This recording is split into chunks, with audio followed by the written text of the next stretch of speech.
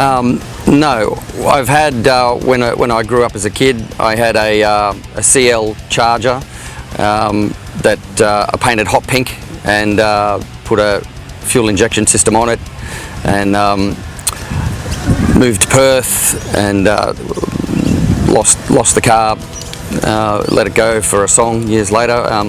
I had a big old Dodge Phoenix, had a couple of V8 Chargers, and then I had a 57 four-door right-hand drive Aussie delivered before this one a couple of years ago.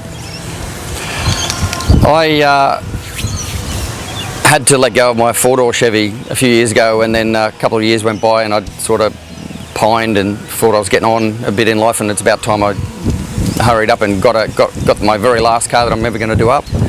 And I suddenly looked through all my photos and realised I was in love with Chevy wagons. As the four doors became really popular in Australia, wagons were still quite rare. You didn't see them very much. And I looked for about a year. Very, very hard to find. There's hardly any four-door wagons in Australia at all. And so I'm sitting at my house the day before my birthday a couple of years ago, and my sister comes around and she sees me moping around and she says, "What's wrong, brother?" And I said, "I haven't found my car yet." And she says, "Oh, we need to help you with this. You've got to write this down on paper, mate. Let's write it all down. I'll help you bring your dream to reality."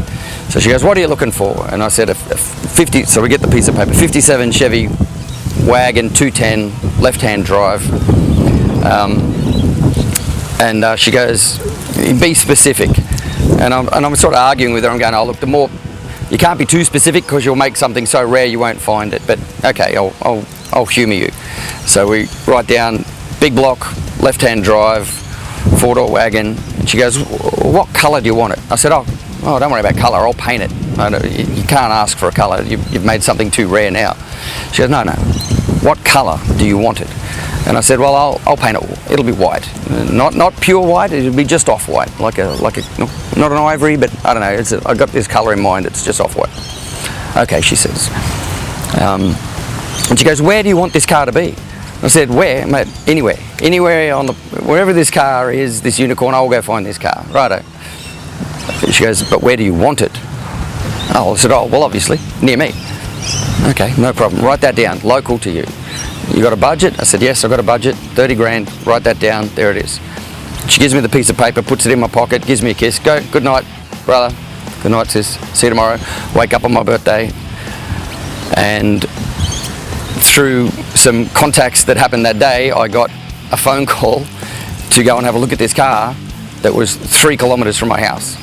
This 57 Chevy wagon was found in Winmalee, 3k from my house. It was white, 4 doors, a big block in it. It was the same budget that we wanted, and it needed work, but there it was. It was there. So began the story of Lily May. Yeah. So Lily May is my middle daughter, and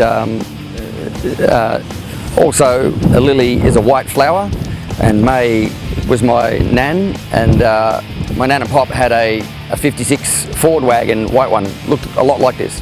It's about the same era, so it was pretty obvious to me the car had to be called Lily May. So yeah, it's a lovely addition to our family.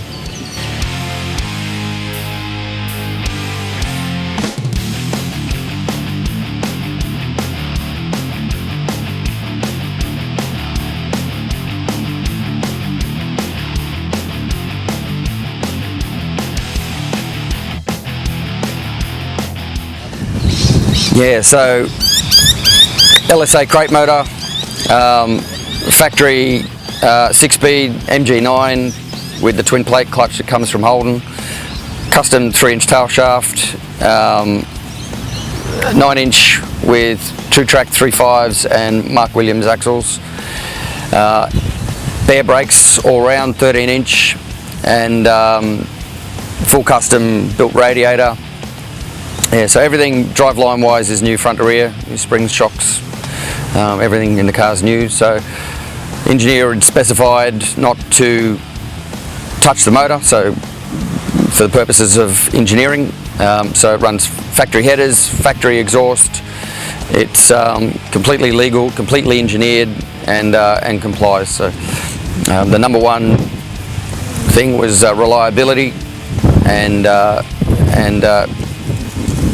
keep it economical, keep it nice on the street. And I think once we start going into high horsepower stuff, the car becomes a bit choppier to drive. It's you know, you get a great big dyno figure, that's fantastic, and then the thing's hard to drive every day, or it's too loud to get put off the road. So we just wanted it to be just easy to manage and comfortable to drive. I'm going to just go to the cars and coffee stuff. It's got a 20-year-old paint job. There's got flaws on it. It's not that level of show quality, and I really think that when I throw all of the kids in it and we drive around in it, you know, we're going to have a nice family cruise car. I'll go to the cars and coffee meets and stuff like that. I don't think I'll ever, you know, professionally show it. It's not that kind of a level of finish on the car. It needs a paint job, but it'll do me. It'll do me. I love it.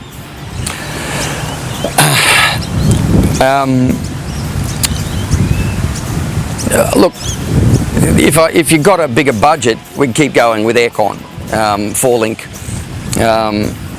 you know, air ride, more things to come in the future. Aircon will be next.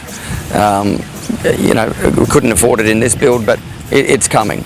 I don't think we'd change it. I could probably say we could be much more efficient, but you sort of don't know that this is the end result when you start. We didn't start this way. We started with a motor change and we ended up with a full resto mod car.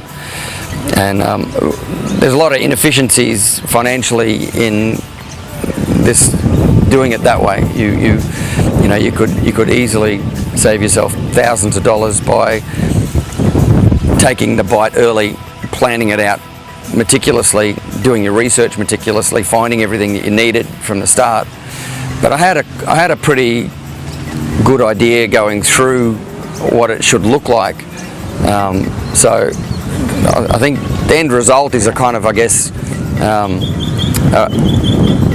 kind of think I always thought it was going to be this way, but we didn't really start out that way, if that makes sense.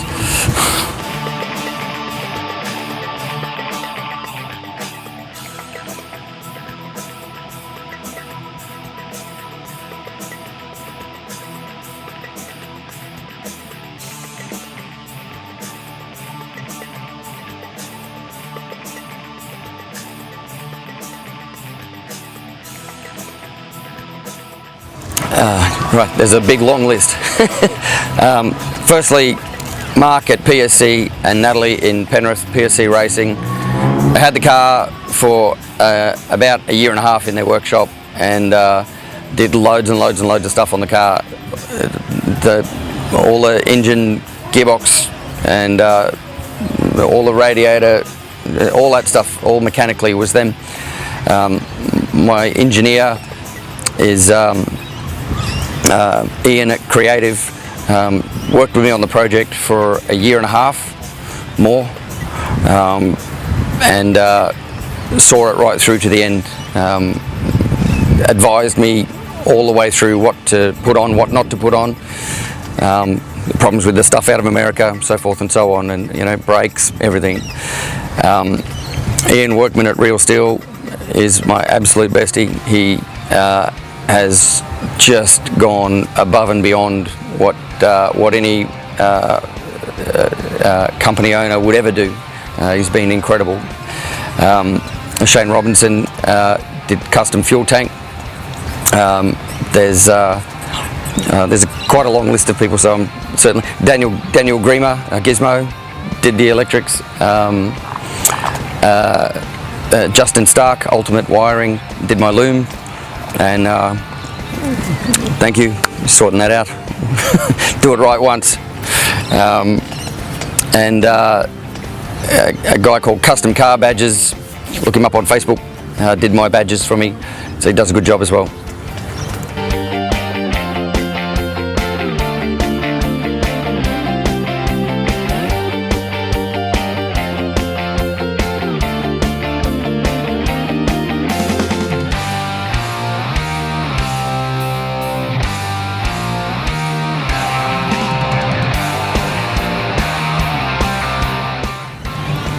Hi, I'm Shane, and this is my 57 Chevy wagon, and you're watching Killer Rides.